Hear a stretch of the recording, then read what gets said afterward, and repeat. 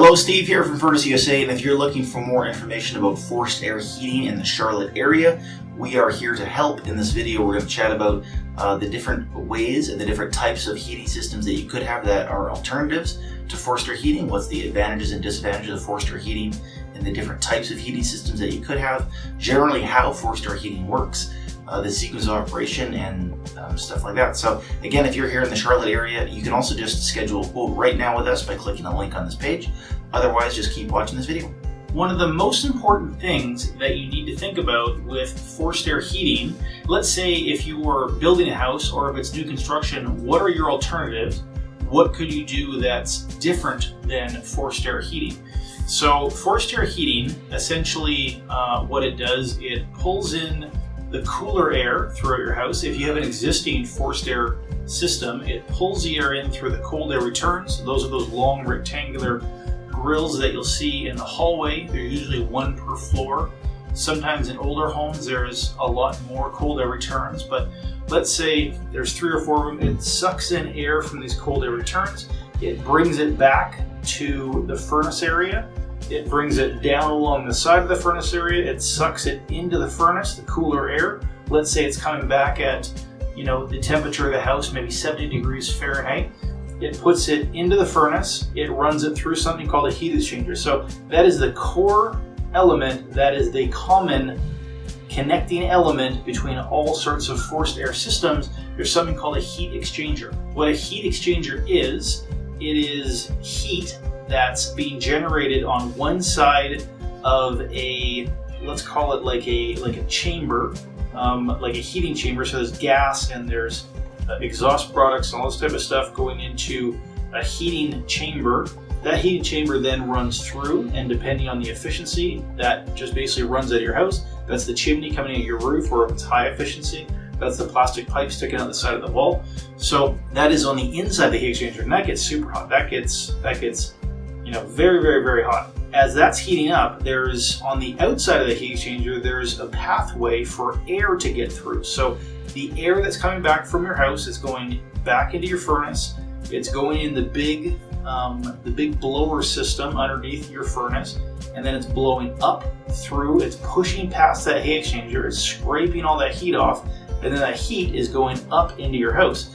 So with forced air heating, there's usually a temperature rise somewhere, depending on the age and all that kind of stuff, between say 30 degrees and say 80 or 90 degrees Fahrenheit. So what that means is, let's say the air coming back from your hallway is 70 degrees, it goes into your furnace, it heats it up to 100 degrees. If it's an old furnace, the temperature rise is much higher, so it passes through your furnace, goes up to 100. Let's say it's an old furnace, is going up to 130, 140, something like that, and then it goes out through your house. So what they found over the years is with newer furnace, they actually have a lower temperature rise for forced air heating. And the benefit that does, the problem if the older systems, if the temperature rise is too high, it will essentially, the heat will just rise. It'll go to the top of the room. It'll make its way through the insulation. You've lost it. By more slowly heating the house, so newer, more modern furnaces have a lower temperature rise. It slowly or more slowly brings everything up to temperature. There's less of a chance for the heat to dissipate and disappear. It spreads more evenly throughout the house. So that's where in older furnaces, older forced air heating systems, there is a higher temperature rise. On newer forced air heating systems, there's a lower temperature rise. So what are the alternatives that you have to forced air heating? So one of the most common alternatives to forced air heating is something called boilers. So briefly, what boilers are, a similar concept to forced air heating. It's taking the cooler parts of the house, but it's absorbing that cooler temperature in the form of water. So a lot of times it goes through like a baseboard, goes out to a different part of the house, it goes out or underneath the floor, it absorbs the cooler temperatures, it brings that temperature back to the boiler, just like a forced air system. It heats that water back up, it puts it back into a pipe. So that's a boiler system. So pluses of boiler systems as compared to forced air heating is that it will heat your house more evenly. It will do it very quietly, but you can never have the benefits of what forced air heating can give you. So the benefits of forced air heating is that you can connect You can connect a air conditioning system to it, or you can connect a heat pump system to it, or you can do other sorts of things with forced air heating that you can't do with other types of systems. So another option is something called ductless mini splits, ductless heating.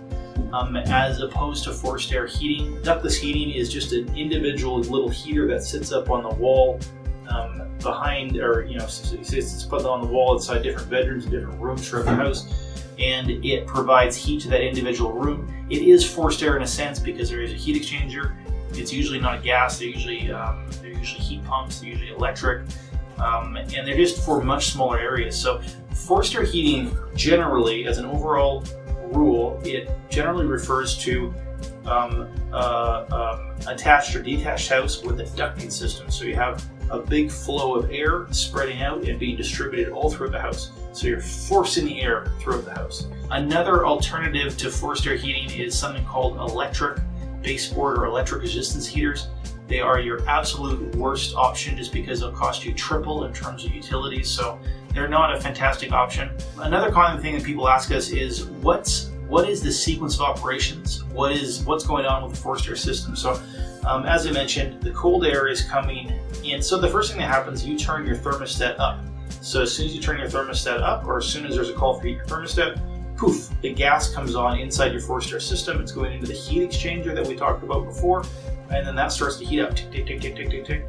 On the old school ones, it had a temperature probe, and once it got to a certain temperature, then boom, then the fan will kick on. So the temperature and the fan are related to each other. With more modern furnaces, it's more just on a timer, 60 seconds, 90 seconds, stuff like that. So that's your basics of forced air heating.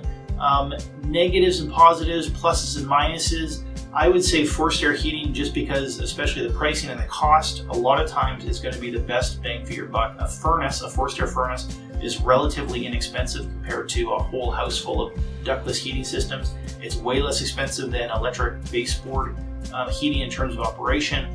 It's way less expensive to install as compared to hydronic heating or boilers. So what it really comes down to, it's more cost effective. There's some drawbacks, there's some negatives. It's dustier, so if you have allergies or you have problems with air quality, it can sometimes make it worse because dust and stuff can get stuck in those ducts and it's hard to clean. It's not easy to clean those things out. So there's some downsides. They're also a little bit noisier. You can hear them more, so if you're super sound sensitive, you're going to be able to hear a bit better. But there's pluses and minuses, but overall I would say for 80 to 90% of the people, a forced air heating system is your best bet. So thank you for watching all about forced air heating in the Charlotte area. We hope you're able to get something out of that video. To schedule a call with us, just click a link on this page or just give us a call. Thank you.